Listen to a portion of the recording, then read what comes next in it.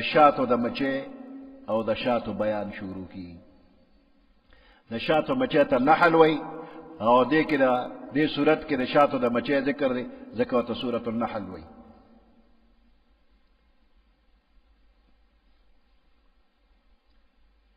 د دې شاتو مچې دا غنی دي او چې دې کې کومه مشره مچې دا ملکه ورته وای او دا ټول غبین دا غي کنټرول کی وی هغه ته یعصوب وی یعصوب. د سره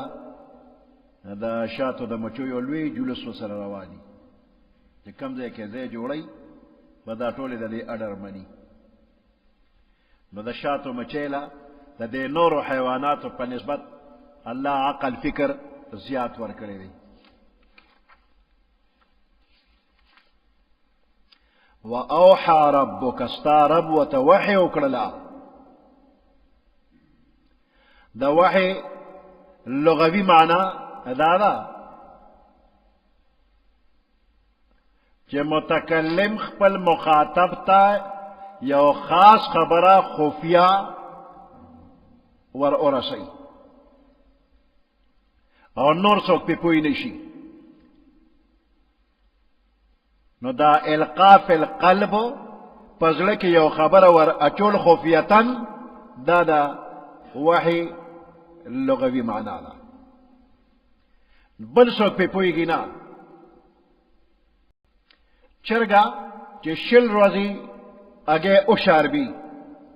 نو دې ته په دې زړه کې الله خبره ورواچي چې کما اگے کې بچي روغ دي او دنیا تر بهر دراوتو وخت لري. نو په دې بل څوک پوهېږي نه. الله دا چرګه پوه کړله او دا هغه هګۍ له ټونګه ورکوي چې بچی دی او هغه بهر ته د راتلو قابل دی. لغوي معنا باندې وحی ورته وشوله. اصطلاحي معنا باندې خو پیغمبرانو ته وحی کېږي بل چاته نه. نو د وحی نسبت الله کړی دی. اوحى ربک الی النحل ستا رب د شاتو مچې ته وحی وکړله.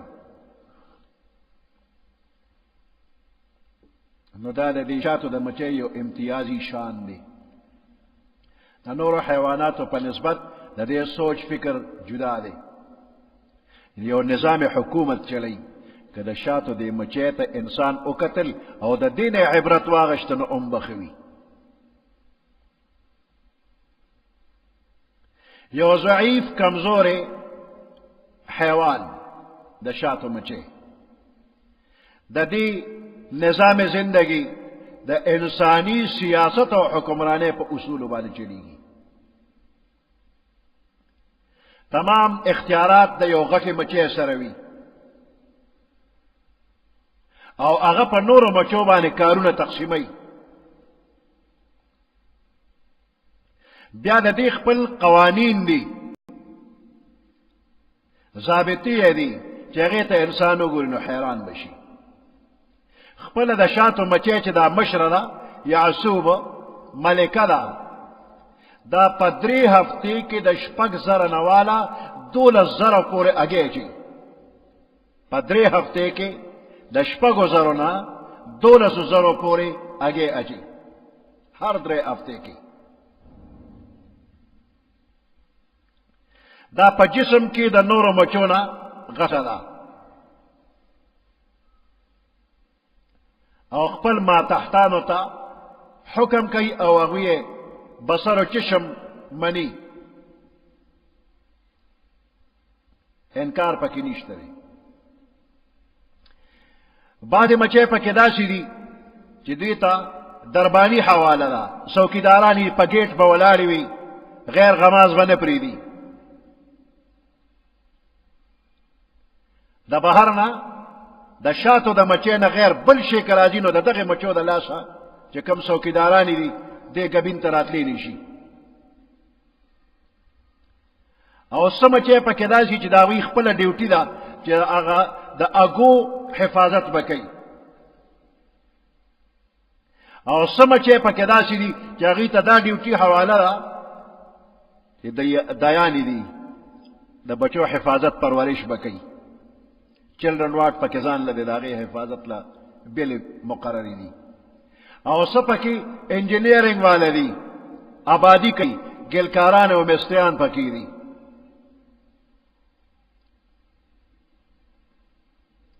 دوی چې کم ګبین جوړ کی په هغې کې کم کورونه جوړ کړي دي نو د هغې خانې 20,000 نه 30,000 پورې وي د 100 نه 150,000 پورې کورونه دوی په یو ګبین کې جوړوي اوس د دوی دا معماران دوی کم میټیریل استعمالوي معمارانو ته چې کم میټیریل رسیږي څه شی دی موم د کم ځای نه راوړي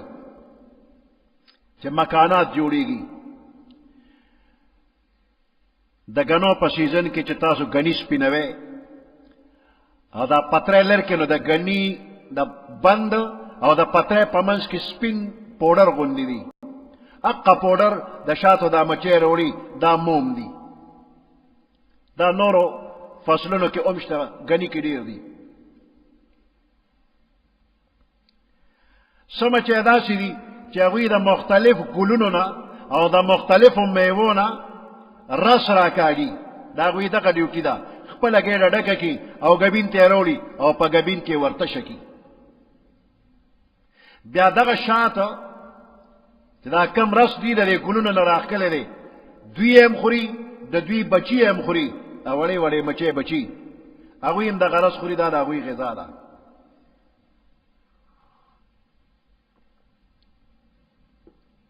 او دغه رس دی کې خوند او مزم ده غذا هم ده او دوا هم ده دا هم پکې دي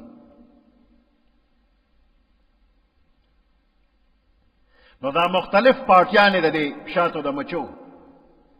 ډېر شوق سره خپله ډیوټي کوي او د خپلې ملکې حکم د زړه په اخلاص او په مینه باندې مني که د شاتو مچۍ چېرته لاړله او په یو ګنده ځای باندې کېناستله او واپس بیا ګبین ته رالله نو چې ګبین ته راځي نو څوکیدارانې مچۍ د هغوی ډیوټي ده چې تالاشي واله چې څه ګندګي خو یې نه ده راوړې نو چې کمې مچۍ سره ګندګي وه نو دا نورې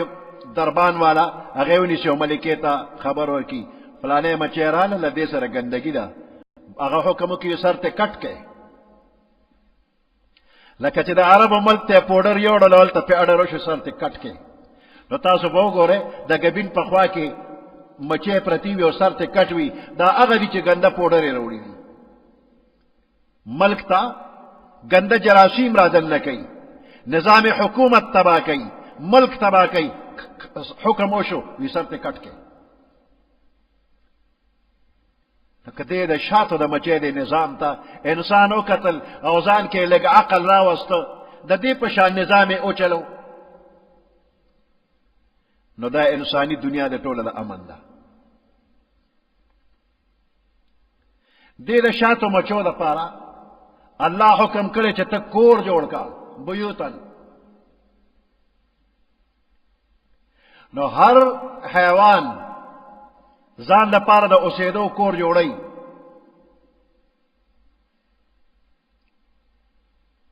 هغې ته جونګړه نه وایي هغې ته کور نه وایي جاله ورته وایي نو د شاتو د مچۍ جاله نه ده کور یې ورته وایي بیوت لفظ یې ورته ویلی دی او بیوت او بیت دا د انسان د اوسېدو ځای ته وایي نو په دې کې اشاره دې ته ده چې د شاتو مچۍ کم شهد تیاری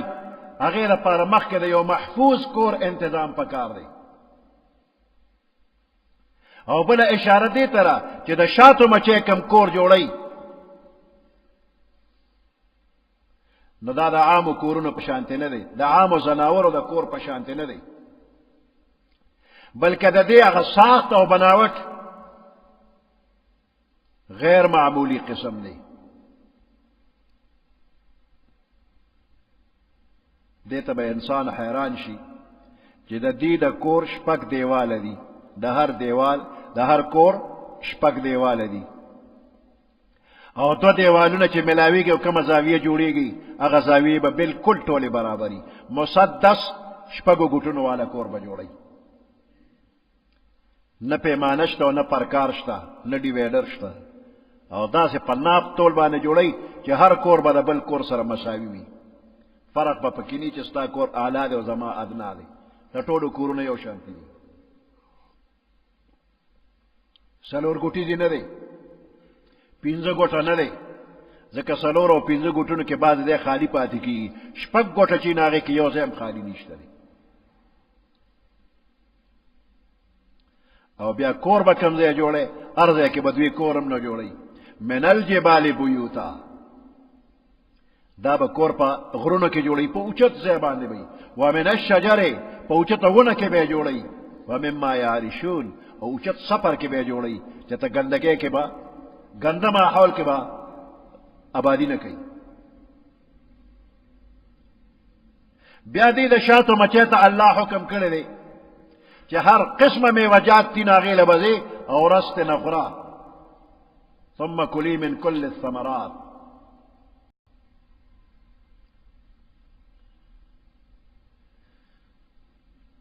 او لار ورته الله پاک اسانه کړې ده دا د شاتو مچۍ دې ته دا لارې تابع دي فاسلکی سبل ربک ذللا د خپل رب په اوارو لارو باندې چلېږه دا چې د خپل کور نه ځي د خپل ګبین نه ځي نو دا په میلونو باندې لرې لاړه شي او د هغه ځای نه واپس راتلل لاره به ترې خطا شي رکه به شي نه لار ورته الله داسې تابع کړې ده چې دا په میلونو لرې لاړه شي واپس به خپل ګبین ته راځي پردي ګبین ته به نه ځي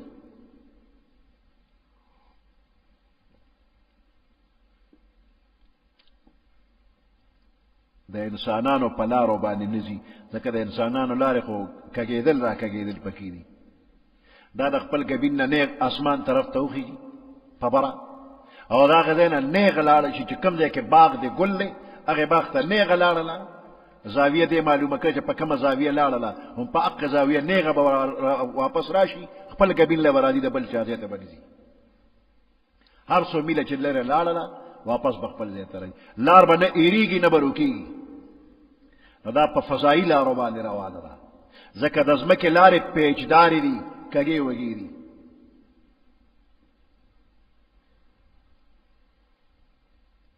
چې دا حکم الله ورته وکړو دې کار وکړو نو څه چلو شو یخرج من بطونها شراب بیا د دې د دې ګېډو نه شراب د څکلو شي ته شراب وایي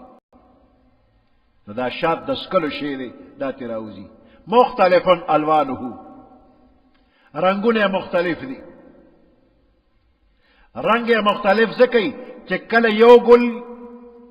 یو رنگ دی بل ګل بل رنگ دی نو چې د کم ګل رس یې څکلی دی د هغې ګل رنگ به په شاتو کې وي او کله مختلف سیزنو کې رنگ بدلیږي او کله د شاتو د مچۍ د عمر په لحاظ باندې رنگونه بدلیږي را بدلیږي رنگ چې دی نو اختلاف د خوراک اختلاف د موسم اختلاف د عمر د مچۍ نو دا نرم سیز دی د څکلو نه ځکه لفظ د شراب ولا استعمال شو او په خپله د شاتو مچۍ زهریله ده په دې زهریله بدن کې الله شفا پیدا کړې ده د شات یې پکې پیدا کړه شفا ده عجیبه نظام چې د سوټو او د وینې په منځ کې پاک پیدا کوي نو د زهریله حیوان په بدن کې شفا د هر مرض پیدا کوي فیه شفاء للناس په دې کې د ټولو خلکو دپاره شفا ده